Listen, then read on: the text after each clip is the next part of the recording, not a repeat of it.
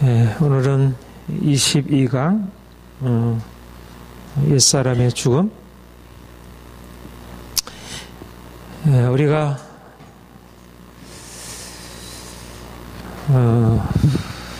그 하나님의 뜻, 우리를 향한 하나님의 뜻이 하나님 닮은 사람, 하나님의 거룩한 형상으로 바뀌어진 하나님의 자녀들이 되는 것입니다.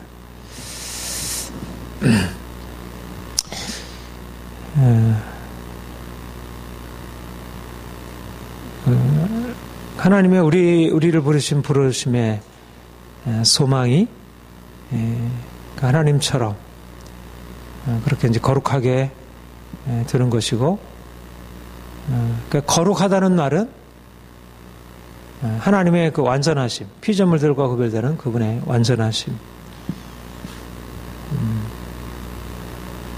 그러니까 우리가 이제 주님 만나서 그러니까 우리 자신이 아니라 하나님이 누구신지. 그러니까 초점은, 그러니까 신앙의 초점은 우리 자신이 누구인가 이기보다도 하나님이 누구신가 하는. 그래서 이제 하나님을 알게 되고, 이제 그분 안에서 우리의 삶의 전체가 그분의 이제 축복임을 알게 되고, 또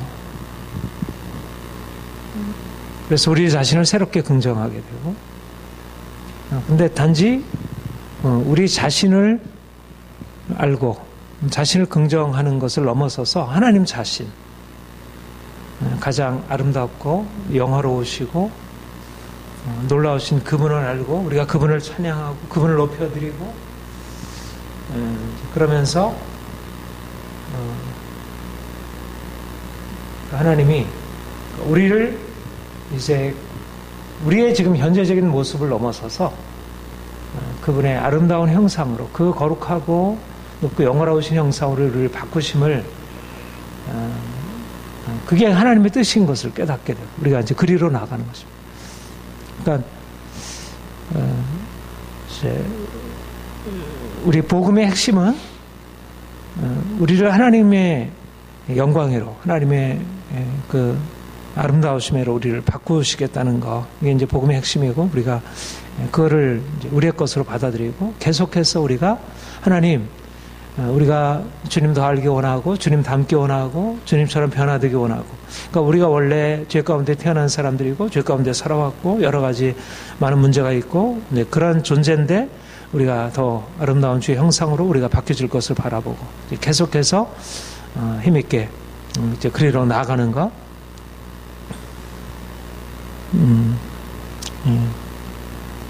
바로 이제 우리의 신앙의 가장 핵심이라 할 것입니다. 그런데 이제 이러한 우리가 이제 주님을 닮아서 변화되는, 그러니까 우리의 이전의 삶에서 이제 주님 닮아 변화되는 것의 가장 핵심 바로 옛사람의 죽음이라.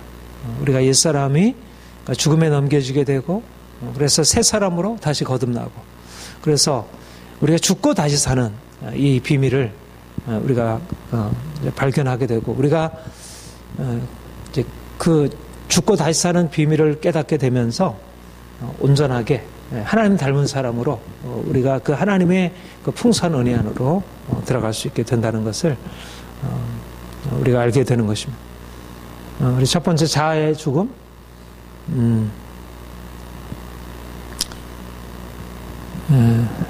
우리가 이제 그 거룩하게 되는 것, 성화는 그리스도와 연합을 통해서 주어지는, 주님과 하나 되고 내가 주님 안에 있고 주님이 내 안에 사시는, 내가 주님 안에 살고 주님이 내 안에 사시기 위하여 내가 죽음으로 넘겨지고, 내가 죽을 때 주님이 내 안에 사시는 삶이, 포도나무 비유에서 내가 내 안에, 너희가 내 안에 있으면 이 사람은 과심을 많이 맺는다. 아무도 스스로 절로 열매를 맺을 수 없나니, 그렇게 말씀. 그러니까 내 인생의 아름다운 열매, 이것은 그러니까 내가 행하는 것이 아니라 주님이 내가 행하는 것으로. 그러니까 인생의 비밀은 내가 아니요 주님이 하셨고,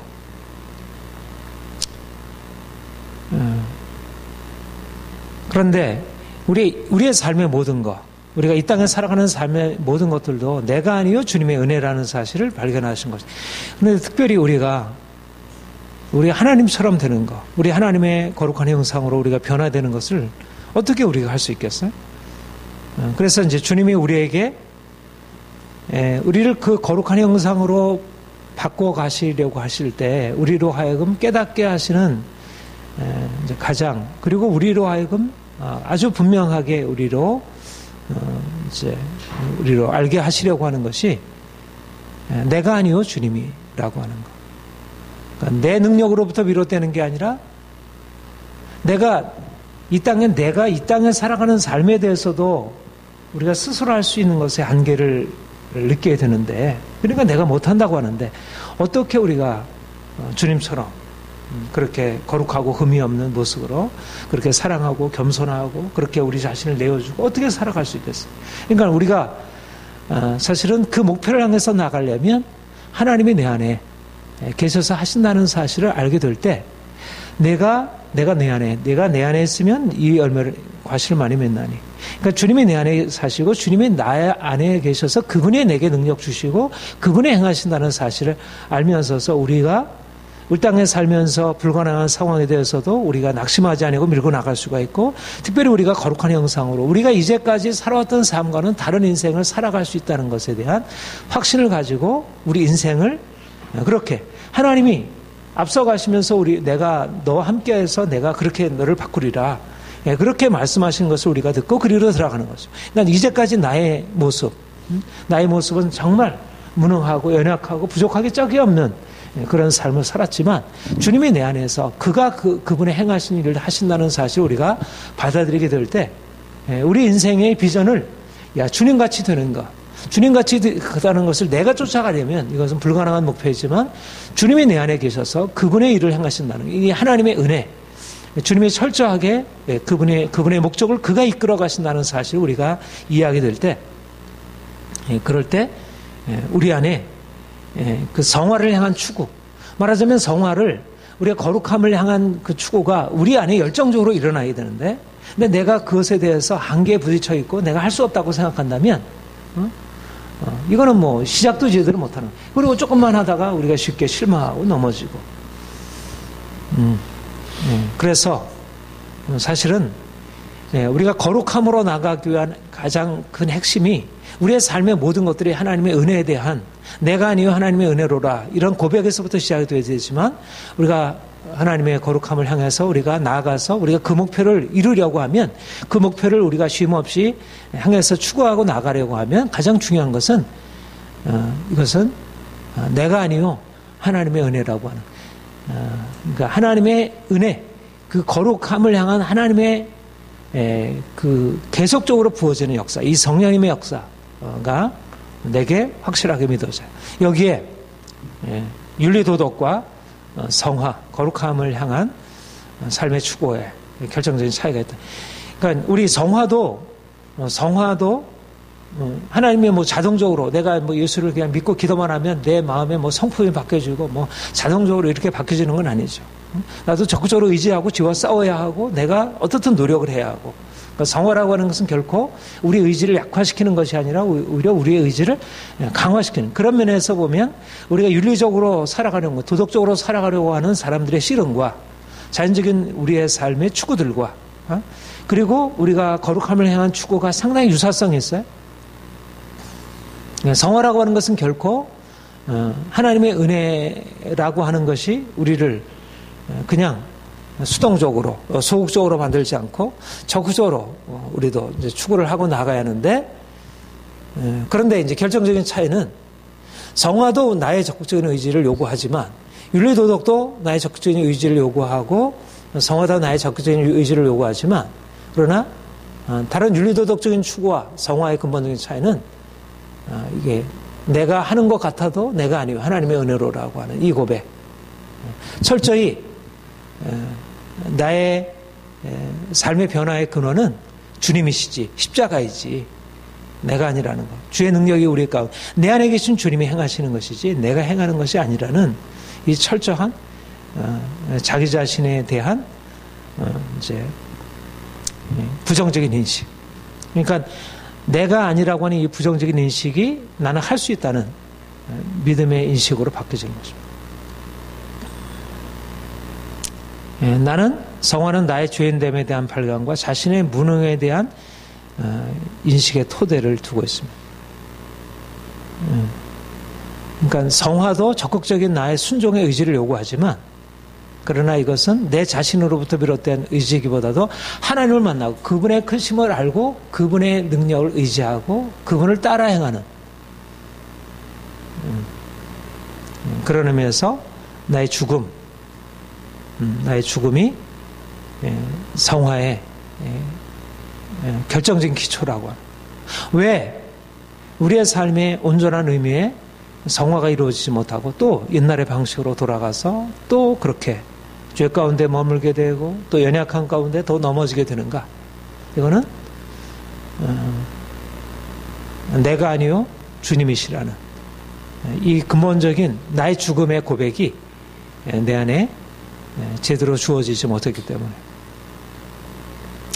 그래서 주님이 우리를 그분의 거룩함으로 이끌어 가시기 위해서 내가 할 수 없다는 사실을 이러저러한 방식으로 보이시고 알려주시고 이제 나의 죽음으로 인도하셔서 내 죽음의 기초에서 그분과 연합하게 하시는 것.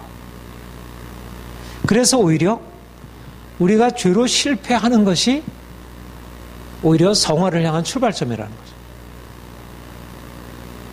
어떻게 보면 하나님 우리를 죄에서 건져주실 수 있잖아요. 우리 하나님의 자녀들인데 우리가 죄를 짓게 되면 즉각적으로 깨닫게 하셔서 죄에서 건져주시고 그래서 믿음으로 돌이키게 하고 이렇게 하는 게 하나님이 그렇게 하실 수 없는 게 아니잖아요. 사랑하는 자녀들 그렇게 보호하실 수 있잖아요. 그런데 하나님이 우리를 일부러 죄짓게 하는 것은 아니지만 우리가 죄 가운데로 욕심으로 행하게 되는 것에 대해서 어떻게 보면 그냥 허락하시고 그냥 받아주시는 거죠. 그러니까 우리에게 되어지는 모든 일들이 하나님의 허락 없이 되어지는 일들이 없는 거예요. 그러니까 베드로도 분명히 그가 3번 부인하실 것을 주님이 아셨잖아요. 사단이 밀가부로 하려고 너를 이렇게 지금 시험하고 있다. 그런데 주님이 네가 나를 3번 하리라 부인하리라 아셨잖아. 근데 그걸 막으시 않으시고 3번 부인하는 것을 그냥 연마하신 거예요. 왜 그렇게 하실까? 우리가 주님을 믿고 있는데 왜 이렇게 실패하고 넘어질까? 말하자면 우리는 거룩하게 되기 원하는데 왜 거룩한 삶으로 나가지 못할까? 물론 우리의 욕심 때문에 그렇다. 그렇게도 대답할 수 있지만 주님이 그렇게 우리의 욕심 가운데로 어두운 가운데 행하는 것을 우리가 나가도록 그냥 허락하시는 거죠. 왜 그러냐면 그것을 통해서 내 자신이 어떻게 무능한 존재인지 내가 스스로 나의 의지를 가지고 돌이킬 수 없는 존재라는 사실을 깨닫게 하시고 그래서 우리의 추구의 실패를 통해서 우리의 무능함을 알게 하시고 그것이 내가 행하기를 원하는 선은 행하지 못하고 오히려 죄 가운데 머물게 되었다는 사실들이 그게 오히려 나의 죽음을 내가 아니요 주님이시라는 그러니까 은혜가 할 수 있는 일이지 내 마음 안에 소원은 있지만 그 소원을 이룰 수 있는 힘이 내게 없다고 사도 바울이 로마서 7장에 고백한 대로 내가 선을 행하기를 원하지만 선을 원치 아니하는 악을 행하는도다. 오호라 나는 공고한 사람이로다. 이렇게 고백하게 하시고 말하자면 나의 실패를 통해서 주님이 나의 죄인됨을 또 나의 무능함을 전적인 무능함을 깨닫게 하시고 이 죄에서 돌이키게 하실 분은 오직 주님이시라는 것. 주님이 나의 모든 죄를 담당하시고 그가 피 흘리심으로 나의 모든 죄 용서하시고 나를 그 죄에서 건지셔서 나를 자유케 하실 것은 주님이시라는, 말하자면 죄악의 실패가, 우리가 믿는 사람으로서 또 넘어지게 되는 그 실패가 오히려 내가 죽고 주님이 사신다는 진리를 오히려 깨닫게 하는 그런 의미로 작용하는 거죠. 그러니까 우리는 내가 범한 실수, 실패, 넘어짐 앞에서도 두려움으로 반응하기보다는 오히려 그 가운데서 나를 세워가시는, 그것마저도 합력해서 선을 이루시는 하나님을 붙드시게 되는 거죠. 그러니까 우리 자신의 실패는 그래서 문제가 되지 않은 거예요. 이게 내가 죽고 주님이 내 안에 사신다는 진리가, 그러니까 우리의 죄를 정당화시켜주는 게 아니라 우리가 내가 살아서 막 행하고 할 때는 뭔가 아무리 해도 안 돼요. 그러니까 로마서 7장의 고백이 그야말로 그리스도인들의 그야말로 아주 일반적인 모든 대부분의 사람들의 고백일 수밖에 없는 거예요. 내가 아무리 추구하려고 하지만 안 되는구나. 그런데 놀라운 것은 뭐냐면 그게 우리의 끝이 아니라는 거죠. 그렇다면 우리는 거룩함이라는 이상 앞에서 우리는 늘 좌절하고 나는 죄인입니다. 그것밖에 못하는 거죠. 물론 그 고백을 통해서 하나님의 은혜를 발견하긴 하죠. 그렇다면 우리가 거룩함으로 어떻게 나갈 수 있을까? 하나님이 우리를 향해서 가지신 그 목적은 우리에게 이루어지지 않은 채 너희는 안 되는 거잖아. 그러니까 너희는 그냥 나를 믿어야지.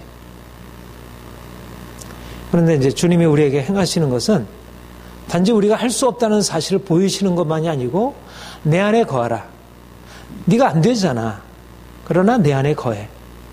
그러면 과실을 맺을 수가 있어. 네 스스로는 안 되지만 내가 너와 함께함으로 인해서 너는 새로운 삶을 살 수 있는 거야. 주님이 이렇게 주님이 내 안에 사심으로 인해서 실질적으로 놀라운 변화가, 내가 스스로 행했을 때는 놀라운 변화로 나아가지 못하지만 주님이 내 안에 사심으로 놀라운 변화가 나타나는 거죠. 우리 로마서 8장 4절 한번 거기 보겠습니다. 시작. 보이죠? 시작. 육신을 따르지 않고 영을 따라 행하는 우리에게 율법의 요구가 이루어지게 하려 하심이라. 여기 앞에 다시 한번 같이 읽겠습니다. 밑에서 넷째 줄인가요? 시작. 육신을 따르지 않고 영을 따라 행하는 우리에게 율법의 육신을 따르지 않고 영을 따라 행하는 우리라는 말이 바로 내 자신의 의지로 행하게 되면 율법의 요구를 이룰 수 없다는 것입니다. 우리의 천성적인 자연적인 의지는 이미 우리가 그 밑에서 태어난 죄의 세력을 파할 수가 없다는 거예요. 우리 안에 있는 욕심이나 우리 안에 있는 분노의 감정이나 우리를 붙들고 있었던 삶의 문제에서 우리는 자유케 될 수 없는 존재라는 것입니다.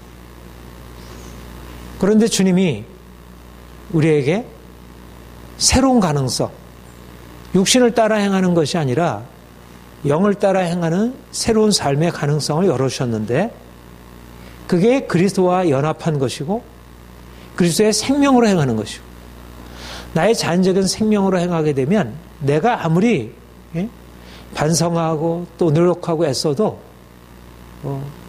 우리 안에 거듭 인정할 수밖에 없는 것은 오라 공고한 삶이다.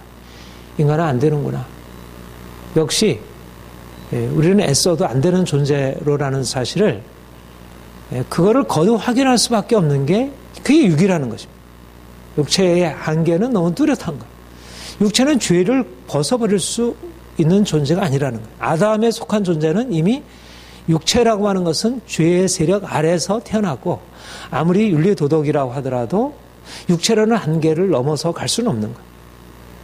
그런데 주님이 우리를 육체가 아닌 영으로, 다시 말해서 그리스도와 함께 죽고 다시 사는 삶을 살게 하시고 옛사람의 죽음에 기초해서 이제는 새로운 부활의 생명으로 우리에게 행하게 하심으로 우리가 이룰 수 없는 율법의 요구. 그러니까 구약과 신약의 차이가 뭐라 그랬습니까? 바로 그 차이라고 했습니다. 구약은 아직 육인 거예요. 구약은 아직 육체의 상태를 벗어버리지 못한 것입니다. 그러니까 구약에서는 아무리 하나님의 요구 앞에 서서 내가 그 거룩함을 이루려 하더라도 아직은 그 십자가의 죽음을 통한 부활의 생명에 참여하는 것을 그들을 알지 못하기 때문에 그 거룩함의 요구를 이룰 수 없는, 율법의 요구를 육신의 연약함으로 할 수 없는 것이라고 했어요. 그러니까 구약의 이스라엘 백성들 그걸 그러하다면 하물며 세상에 살고 있는 사람들이 어떻게 거기에서 벗어날 수 있겠습니까? 유교가, 불교가, 힌두교가, 이슬람이 나름대로 거기에 보면 윤리도덕이 있고요. 또 나름대로 성취가 있고 그 해민 스님의 멈추면 비로소 보이는 것들 여러분들도 보시면 아주 탁월한 지혜가 있어요. 굉장히 아주 인생의 자유와 인생의 그 행복에 관한 아주 지혜의 가르침들이 있어요. 인생이 좀 더 선하게, 인생이 좀 더 윤리적으로, 좀 더 인간답게 살아갈 수 있는 길들을 사실 세상의 철학이 많은 종교가 가르쳐주고 있어요. 그러나 근본적인 것은 육신을 따라 행하는 자들에게 율법의 요구가 이루어질 수 없다. 하나님의 그 완전한 요구 앞에 온전하게 설 수 없다는 것이죠. 그런데 육신을 따르지 않으려고 영을 따라 행하는 우리에게 율법의 요구가 이루어지게 하려 함이라. 내가 죽고 주님이 내 안에 사실 때 이미 죄의 세력, 죄에 대해서 죽으시고 이제 죄에 대해서 자유케 되신 주님의 생명이 우리 안에 역사할 때 우리가 그 아래서 태어났지만 그리고 여전히 우리의 삶 가운데서 우리에게 지배력을 행사하고 있는 죄의 세력이 더 이상 우리를 지배할 수 없도록 우리를 죄를 넘어서서 살아갈 수 있도록 죄의 세력이 우리를 더 이상 공격할 수 없도록 그렇게 우리를 죽고 다시 사는 인생으로 육체가 아니라 영으로 살아가는 인생으로 우리를 바꾸시고 우리를 새롭게 하시는 것입니다. 사람들이 거룩함이라고 하는 것을 실제적으로 우리 그리스도인들이 이룰 수 있을까? 특별히 이제 개혁파 신앙이 우리가 거룩함을 추구하지만 거룩함은 우리의 삶 가운데서 이루어지기 어렵다. 그런 어떤 인간의 죄인됨에 대한 강조, 하나님의 은혜에 대한 강조를 많이 했는데 어떻게 보면 굉장히 중요한 강조점이지만 그러나 그 강조점과 함께 우리의 철저한 무능함과 죄인됨에 대한 강조점과 함께 우리가 죽고 주님이 내 안에 사실 때 주님 안에서 실질적으로 우리가 예수님처럼 변화된 삶을 살아갈 수 있다는 이 승리의 확신, 이 성화의 확신이 필요한 것입니다. 이게 캐직의 중요한 메시지인데 내가 죽고 주님이 내 안에 사시는 삶이 얼마나 인간의 가능성을 넘어서 말하자면 인간이라고 하는 것은 육체인데 결국 육체의 가능성을 넘어서서 하나님의 가능성으로 넘어가는 것입니다. 그러니까는 이 종교 도덕적인 차원과 사실은 비교할 수 없는 차원이 우리 그리스도인들에게 열려 있는 것입니다. 그러니까 우리는 오늘날 기독교가 그리스도인들이 이 세상에서 비난을 받고 그런 사실은 아주 그런 부정적으로 평가되는 시기에 이 죽음을 통한 이 생명의 가능성을 이제 새롭게 배우고 그러니까 오히려 우리는 아까 말씀드린 대로 우리가 연약하여 실패하는 것이 오히려 우리를 살리는 길이 될 수 있다. 오히려 우리는 사단이 우리를 공격한 것이 내가 알지 못하고 사단의 공격에 넘어졌다 하더라도 그것은 오히려 우리가 주님을 바라보고 하면 오히려 내가 아니구나. 맞아 나는 내 스스로는 이렇게 실패할 수밖에 없는 존재야. 그러나 은혜는 나를 이 실패에서 벗어나게 해서 우리를 성공자로 바꿔주시오. 그러니까 오히려 사단이 우리를 공격한 것이 우리를 오히려 하나님 안에서 아주 힘있게 앞으로 나아갈 수 있게 하는 그런 계기를 만들어주는 것입니다. 그러니까 놀라운 인생이 우리에게 있는 것이죠. 이런 확신을 가지고 나아가면 이 죽음을 통한 이 생명의 비밀을 우리가 발견하게 되면 이제 이 땅에 사는 동안 하나님이 말하자면 예수님이 하나님의 아들로 이 땅에 오셨잖아요. 그러니까 빛으로 이 땅에 오셨잖아요. 그러니까 우리가 그런 인생을 살아가는 거예요. 세상 사람들에게. 그러니까 너희가 사람이 아니구나. 사람들의 그 연약함을 가지고 있는 질그릇과 같은 존재이지만 우리 안에 사람의 가능성을 넘어서 있는 정말 예수님처럼 그러한 어떤 그게 이제 거룩한 삶의 가능성이고 주님이 우리에게 이 가능성을 우리에게 이미 현실로 열어주셨고 우리가 그것에 계속해서 믿음으로 그 기대를 가지고 나가요. 그렇다면 우리가 계속적으로 그 죽음의 과정 어떻게 하면 이 죽음의 과정 그러니까 주님이 사실 우리가 일부러 막 뭐 고행을 하고 뭐 우리 스스로 뭐 훈련하고 해가지고 만약 그리로 들어간다면 어렵겠지만 주님이 사실 우리의 삶에 이제 이런 어떤 죽음의 모든 장치를 다 만들어 놓은 거예요. 그러니까 우리는 삶의 과정 속에서 늘 이제 그 죽음의 과정들을 잘 받아들이기만 하면 우리가 또 넘어진 것을 또 죽음의 과정으로 받아들이고 그리고 다음 보면 고난과 성결 여기 보면 우리 고난이 자아를 깨뜨리고 그러니까 우리의 실패 우리가 죄로 또 넘어진 것이 우리의 자아를 깨뜨리고 우리를 육체로 살던 삶을 영으로 살게 하고 또 우리의 삶에 주어질 많은 고난들이 이제 자아를 깨뜨리고 내가 아니구나 주님이시구나. 그러니까 참 우리가 거듭거듭 말씀드리는 거지만 고난당한 사람을 고난을 통해서 철저하게 자신이 아니구나 하는 것을 깨닫게 되면서 사실 이제 우리의 실패, 실수를 통해서 하나님께 나아가는 것은 그쪽에 추구를 가지고 있는 사람들의 경우는 되잖아요. 그렇죠? 근데 많은 경우에 또 그 추구 자체가 잘 안 돼요. 내가 참으로 거룩하게 되기를 원하는데 실패하고 넘어지는 것은 나를 철저하게 무너뜨리는 경우가 돼요. 근데 이제 우리가 그 추구 자체가 없으면 안 되잖아요. 그런데 적어도 고난은 우리에게 있어서 이거는 항상 우리에게 있어서 이제 힘겨운 것이고 고난을 벗어나려고 하는 의지는 강하잖아요. 근데 우리가 인생의 고난, 뭐 이러저러한 육체적인 고난, 우리의 정신적인 마음의 고난, 이 모든 것들은 우리로 하여금 우리 자신이 얼마나 무능한 존재인지를 깨닫게 하시고 철저히 무너뜨리시고 그래서 우리 내가 아니구나라는 사실을 깨닫게 되면서 하나님이시구나. 내 인생의 주인이 내가 아니고 내가 하는 게 아니고 하나님이시구나 하는 것들을 깨닫게 되면서 사도 바울이 고린도후서 12장에서 말씀합니다. 내 은혜가 내게 족하도다. 내가 스스로 자만하지 않게 하시려. 내가 행하는 것을 주님이 내 약함을 통해서 철저히 무너뜨리시고 그래서 하나님이 보이게 되면 내가 아니구나. 내가 이렇게 무너지는 걸 통해서 하나님이 보이게 되면 하나님이 우리 인생의 모든 문제를 다루시는 것을 우리가 인정하게 되고 또 하나님이 내가 너를 나와 같이 그런 온전함으로 이끌어가기를 원한다 하는 그분의 말씀이 믿어지는 거죠. 내가 살아있을 때 내 한계 안에서 내가 이 정도까지는 친절할 수 있어. 이 정도까지는 내가 양보할 수 있어. 이 정도까지는 내가 감정을 조절할 수 있어. 이게 되잖아요. 그런데 내 분량을 넘어서는 부분에 있어서는 그건 내가 할 수 없다고 아예 그 선을 긋고 살아가잖아요. 근데 하나님께서 나의 약함을 이러저러한 인생의 실패를 통해서 드러내신 이후에 내가 너를 이렇게 변화시켜서 너를 사용하리라 이렇게 말씀할 때 그러니까 우리가 이제까지 실패해왔던 그런 거룩한 삶을 향한 추구들에 대해서도 이렇게 더 변화로 나갈 수 있게 되고 그 죄의 세력에 대해서 대항해서 싸울 수 있고 지속적으로 하나님의 능력이 내 삶에 들어와서 나를 바꾸실 것에 대하여 소망을 갖게 되고 이것이 이제 변화로 나아갈 수 있게 하는 것입니다. 우리 베드로전서 4장 1절 2절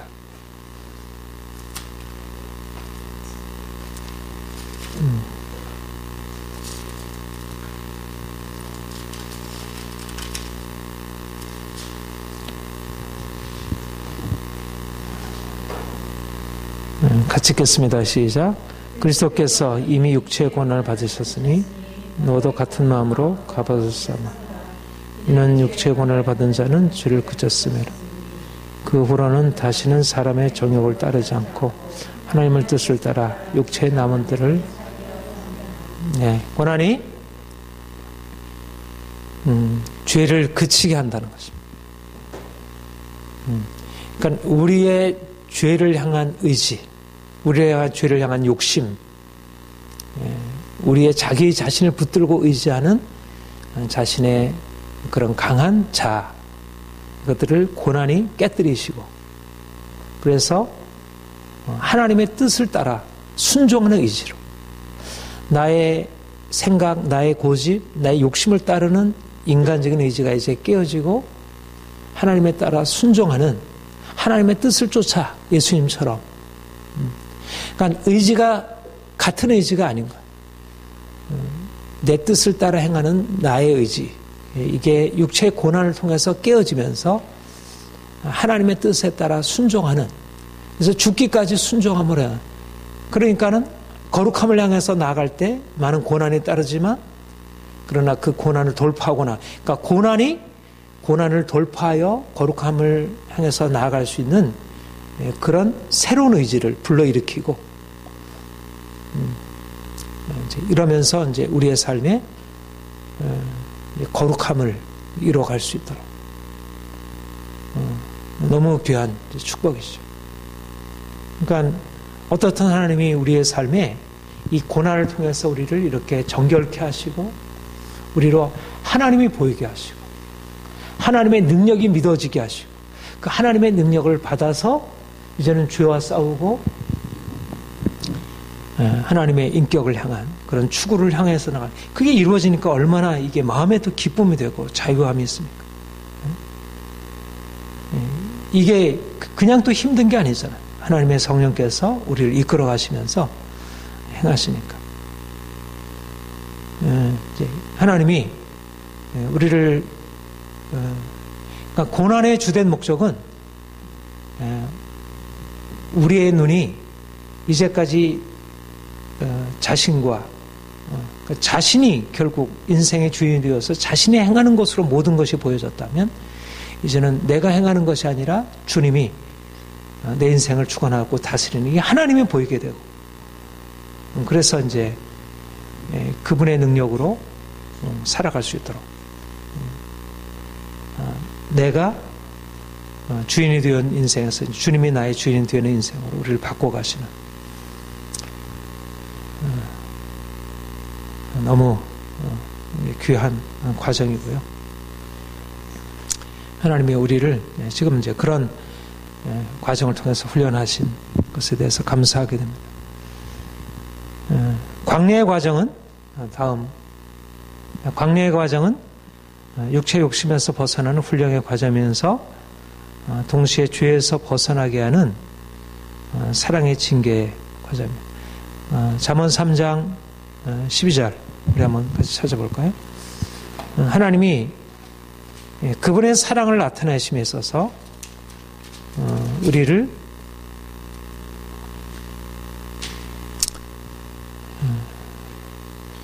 고난을 통해서 그분의 사랑을 나타내 보이시는 것을, 대저 시작, 대저 여호와께서 그 사랑하신 자를 징계하시기를 마치 아비가 사랑을 징계와 같이 하시는, 고난의 중요한 목표, 그것은 내가 아니고 하나님이시라는 사실을 깨닫게 하시는 것이고요. 또 고난의 그 중요한 역할, 고난을 통해서 하나님이 하시려고 하는 것은 우리 자신의 상태를 주님께서 드러내 보이시면서 또 하나님이 누구신지를 알게 하시는 것입니다. 고난이 우리에게 주어질 때 그 고난은 하나님의 정의, 악을 미워하시고 죄를 미워하시고 선을 기뻐하시는 하나님의 정의의 성품을, 고난 그 자체는 그걸 보여주지 않죠. 내 말씀을 통해서 우리가 깨닫게 되고 성령께서 우리에게 비추시는 것은 하나님이 우리의 죄에 대하여 진노하시고 심판하시고 있다는 사실을, 그러니까 징계를 통해서 우리가 하나님을 만나서 살게 돼요.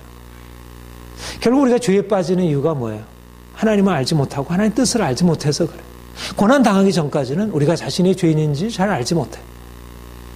근데 징계를 받으면서 우리가 얼마나 큰 죄인인지 깨닫게 되고 또 하나님의 죄에 대해서 징계하시는 두려우신 하나님을 발견하게 돼.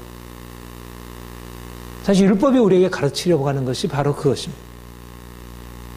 무엇이 죄인지, 무엇이 의인지, 또 죄를 짓는 사람에 대해서 하나님이 어떻게 심판하시는 두려우신 하나님이신지.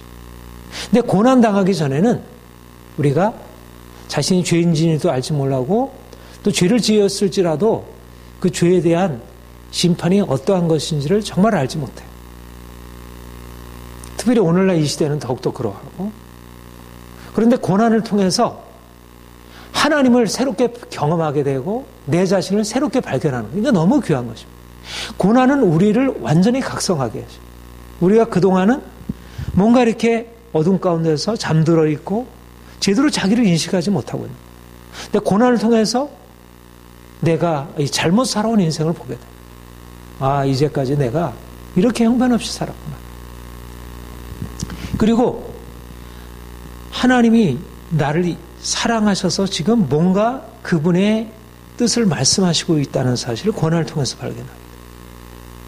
그러니까 고난은 우리의 눈을 열어주는 거예요. 우리 인생에 그야말로 각성케 해주는 거예요.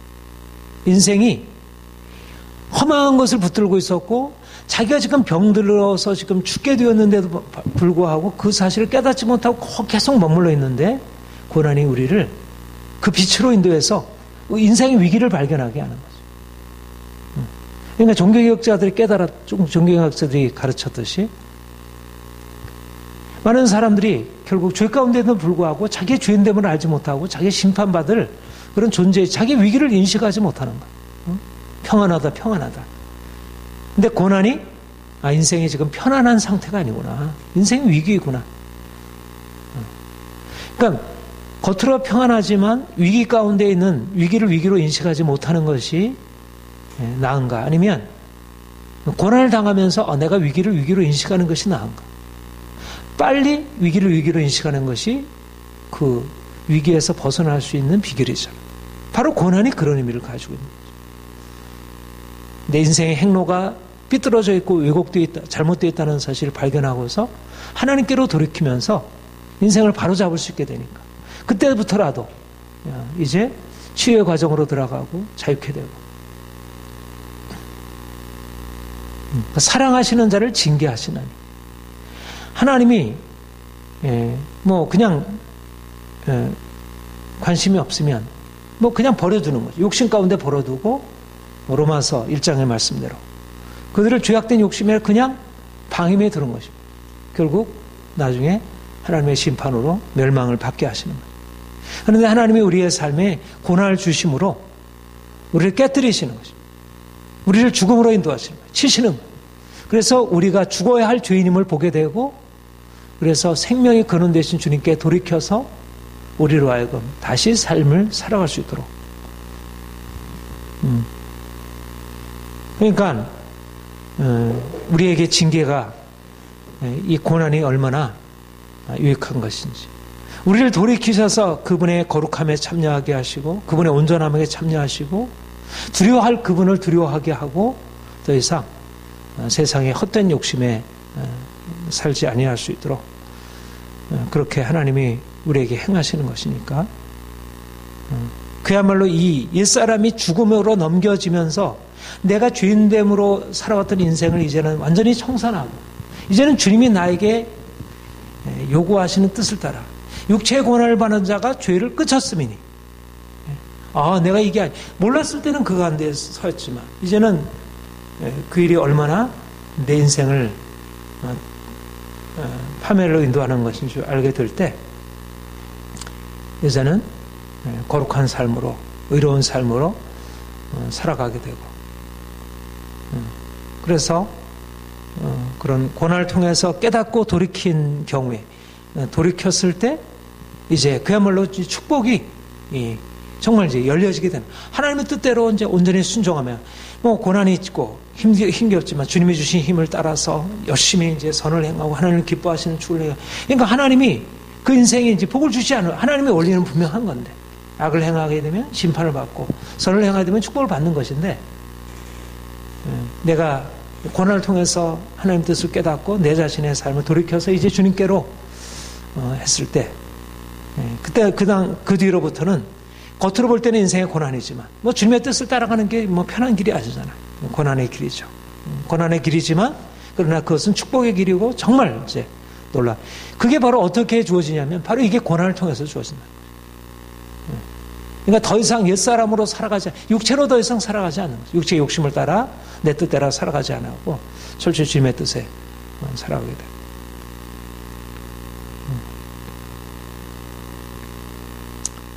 육체의 고난을 통해서 이런 영적인 은혜가 우리에게 열려지게 되고 이 영으로 살아나는 이 비결, 야 하나님이시구나, 이야 거룩한 하나님이 계시구나, 하나님의 사랑이시구나, 하나님의 목적이 있구나, 내가 그분에게 달려있구나, 그러면서 이제 그분의 세계 안으로 들어가서 행하게 되면 이제까지 우리가 살아갔던 이 삶, 우리가 이전에 행하던 육체의 욕심을 따라 내가 주체가 되어 행하던 삶이 그야말로 어둠으로 보이게 되고 더 이상 거기에 머물지 않게 돼요. 이제는 어떻게든지 하나님을 쫓아 그분의 뜻을 따라 행하는 삶으로 나아가게 되는 것입니다. 우리 호세아 6장 해봅시다.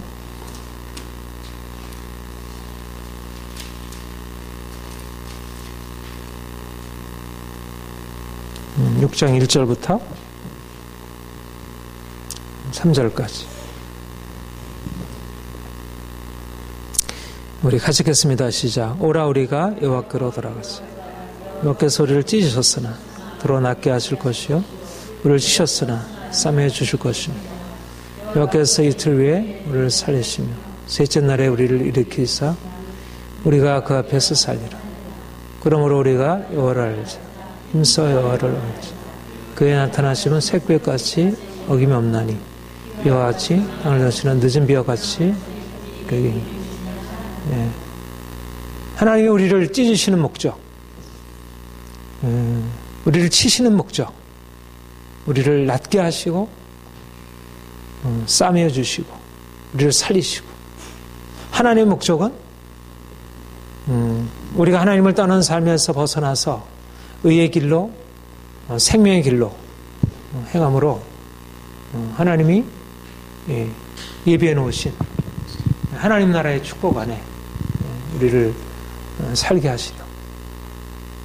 그러니까 이 근본적인 전환, 이 죽음을 통해서 철저하게 지난 삶에 대해서 철저하게 내려놓고 깨뜨리고 오직 하나님의 사랑과 정의 안에서 살아가는 이 비밀을 깨달은 사람들.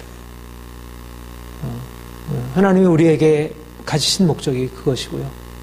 우리가 이 땅에 살아가면서 이거를 경험하는 것입니다. 하나님의 사랑 안에 거룩함을 실제적으로 이루며 살아가는 것. 하나님을 아는 인생. 하나님이 우리를 아시고 우리가 하나님을 알고 우리가 주님처럼 그렇게 거룩하고 성결하게 되어 하나님의 축복에 나아가는 그런 인생을 하나님께서 우리에게 말씀하시고 있고요.